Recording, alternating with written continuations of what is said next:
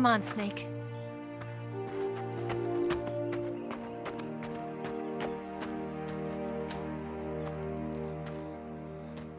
We made it. We made it.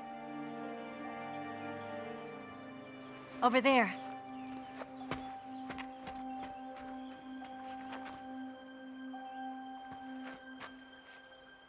It's the boss, isn't it? I'll go get the wig ready to take off. Right. I'll leave you two alone. But come back in one piece, okay?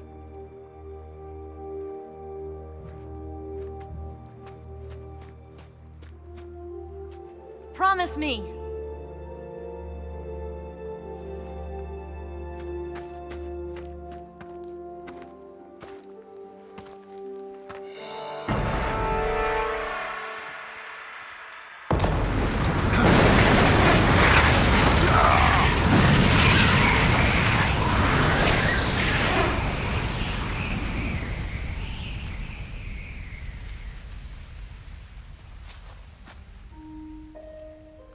Life's end. Isn't it beautiful? It's almost tragic. When life ends, it gives off a final lingering aroma. Light is but a farewell gift from the darkness to those on their way to die. I've been waiting, Snake, for a long time. Waiting for your birth, your growth, and the finality of today. Boss. Why are you doing this? Why? To make the world one again. The world used to be whole. But with the end of the Second World War, the philosophers began to fight amongst themselves, and the world was torn apart. The Cobras, my comrades who trained and fought alongside me, were torn apart as well. The foibles of politics and the march of time can turn friends into enemies just as easily as the wind changes. Ridiculous, isn't it? Yesterday's ally becomes today's opposition. And this Cold War? Think back. When I was leading the Cobras, America and Russia were fighting together. Now, consider whether America and Russia will still be enemies in the 21st century. Somehow I doubt it. Enemies change along with the times, the flow of the ages, and we soldiers are forced to play along. I didn't raise you and shape you into the man you are today just so we could face each other in battle. A soldier's skills aren't meant to be used to hurt friends. So then what is an enemy? Is there such a thing as an absolute timeless enemy? There is no such thing, and never has been. And the reason is that our enemies are human beings like us. They can only be our enemies in relative terms. The world must be made whole again. The philosophers must be reunited. I will devote my skills to that purpose. And with the Colonel's money, I will achieve that end. Just as I once created the Cobras. They are my family. I may no longer be able to bear children, but I still have a family.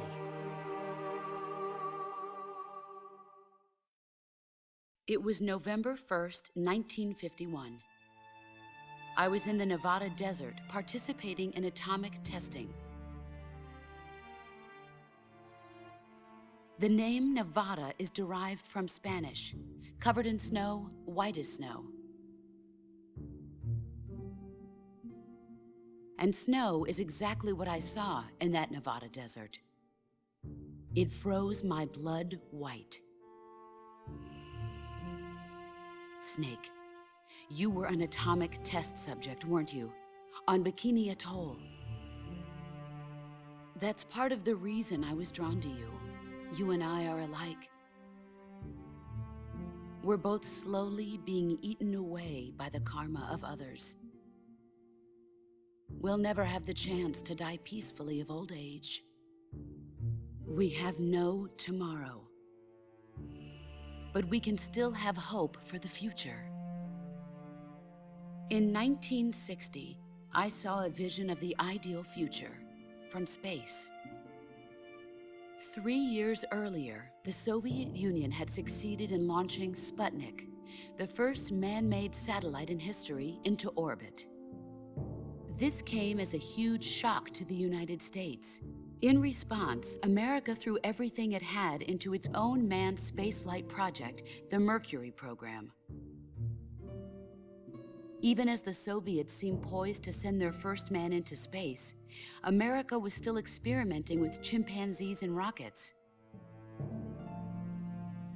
The government wanted human data.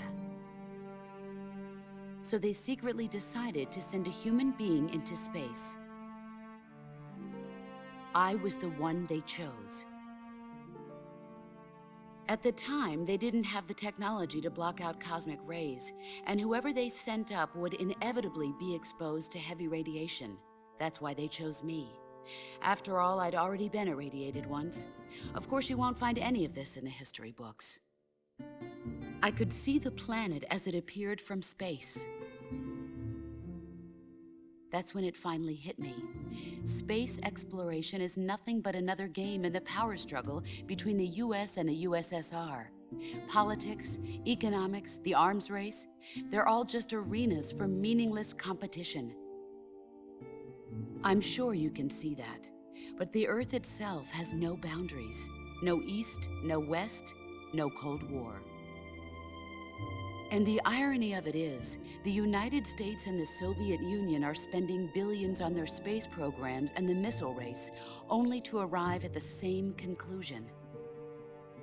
In the 21st century, everyone will be able to see that we are all just inhabitants of a little celestial body called Earth.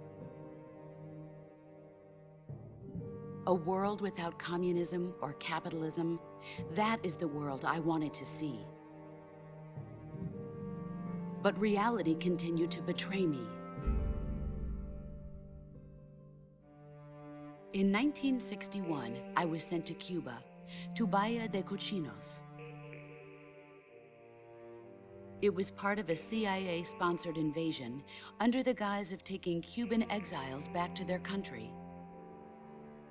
But the US government betrayed them. Our weak-kneed president held back their air support.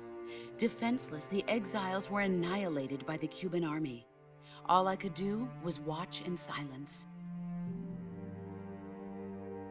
I was set up by the very country I'd sacrificed so much for, by the very government I dedicated my life to defending. I was driven from the surface world, and I went underground.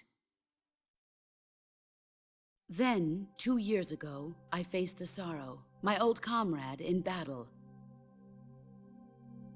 He was my friend. But one of us had to die. I was left with no choice. The Sorrow gave his life for me. There is no enmity between us. One must live, and one must die. That was the mission. The ones who gave me that mission were the philosophers.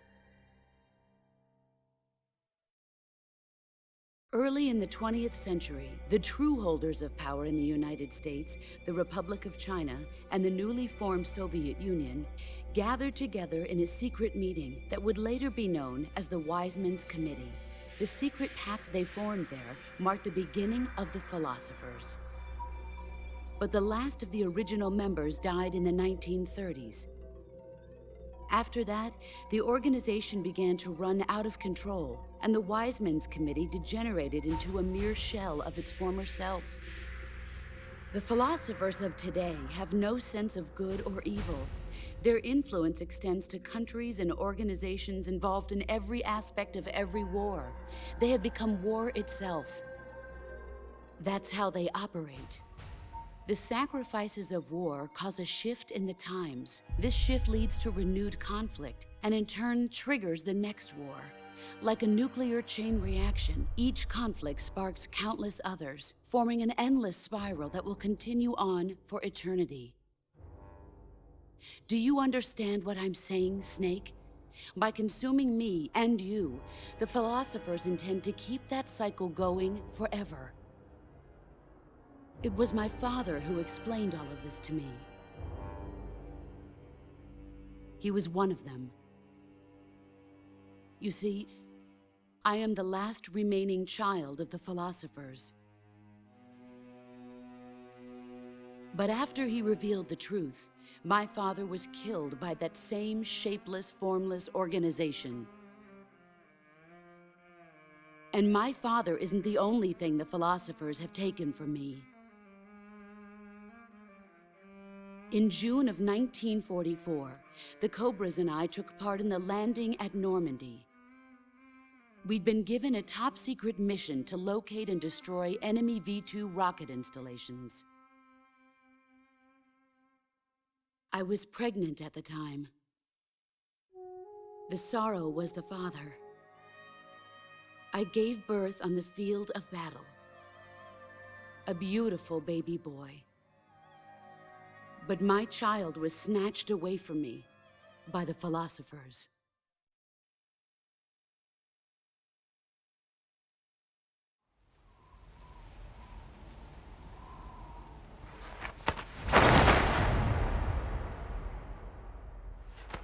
Look at this scar. This is proof that I was once a mother. I gave up my body and my child for my country. There is nothing left inside me now. Nothing at all. No hatred, not even regret. And yet sometimes at night, I can still feel the pain creeping up inside me, slithering through my body like a snake.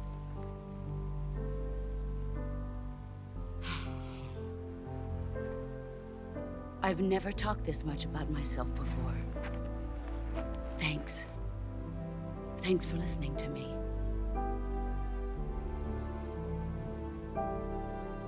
I feel content.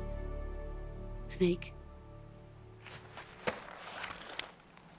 commence the operation. I raised you. I loved you. I've given you weapons, taught you techniques, endowed you with knowledge. There is nothing more for me to give you. All that's left for you to take is my life, by your own hand.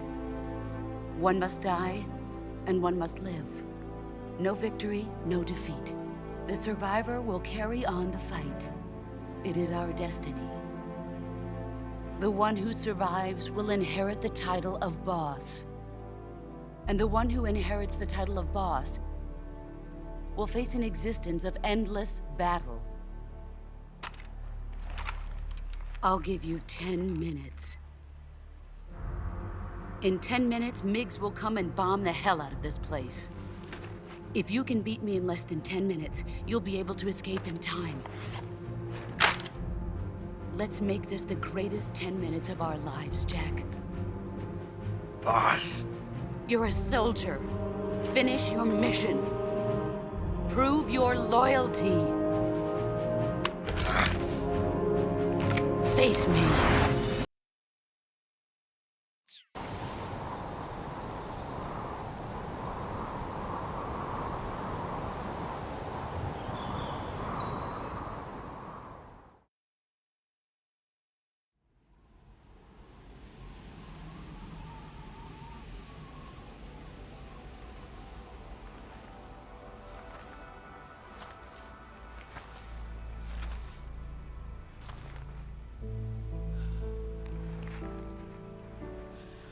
Take this.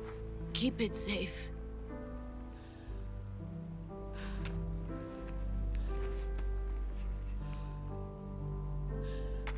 It's our only hope.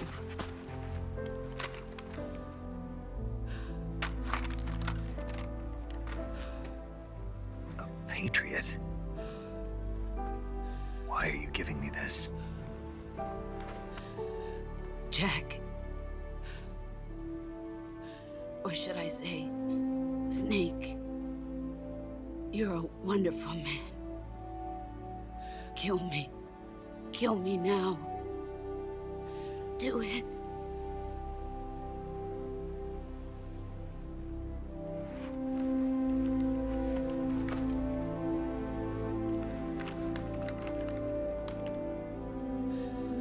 There's only room for one boss and one Snake.